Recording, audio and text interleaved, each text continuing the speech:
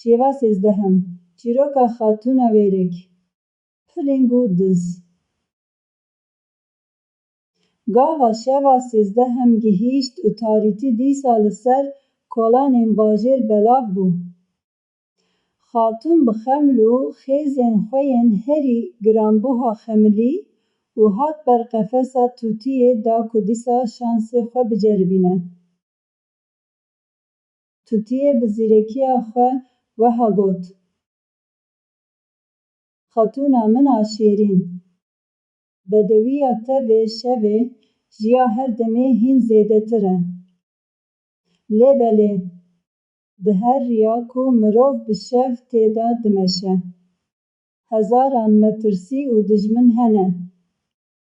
Gelo te çîroka Xatûna Wêrek Piling û diz bihîstiye ku çawa bi aqil û wêrekiya xwe canê xwe û yê zarokên xwe parast. Goh bide vê çîroka Kurd. Xatûnê li ser palgehê rûnişt û tûtiyê dest pê kir. Li gundekî li nêzîkî çiyayan, jineke pir wêrek û biaqil hebû ku navê wê Nazê bû. Rojekê, ji ber pirsgirêkên di nava malbata xwe de, wê her du zarokên xwe yên piçûk girtin û biryar da ku bi peya derî her dîtina dê û bavê xwe yên li gundê din. Riya wan di nava daristaneke pir kûr û xeternak re derbas dibû.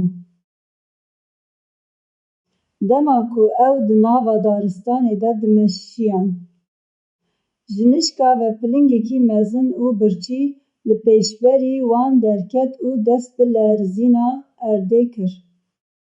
Zarokên Nazê ji tirsa qêriyan û li pişt dîya xwe veşartin. Nazê fêm kir ku heke ew bireve yan jî tirsê nîşan bide. Piling dê wan di cih de bikuje.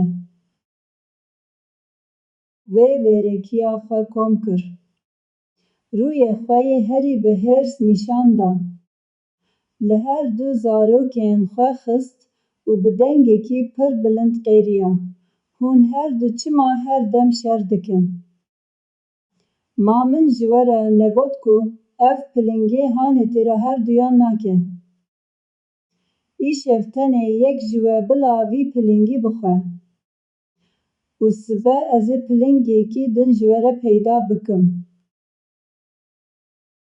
Piling gava ev peyv bihîstin, pir şaşma û di dilê xwe de got: Ev jin ne miroveke asayî ye, ew hûteke pilingxur e.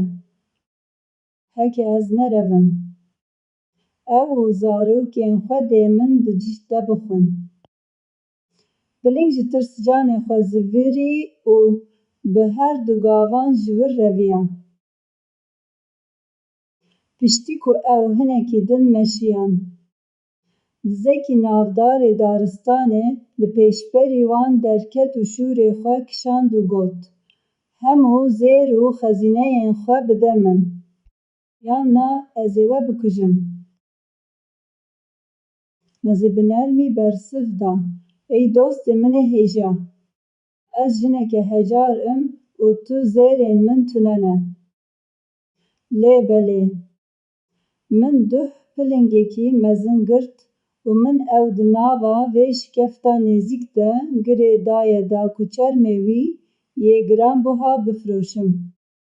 Heke tu bixwazî, ez dikarim wî pilingî bidim te da ku tu pê dewlemend bibe. Dizê çavbirçî bi bihîstina vê yekê kêfxweş bû û got: Rê nîşanê min bide.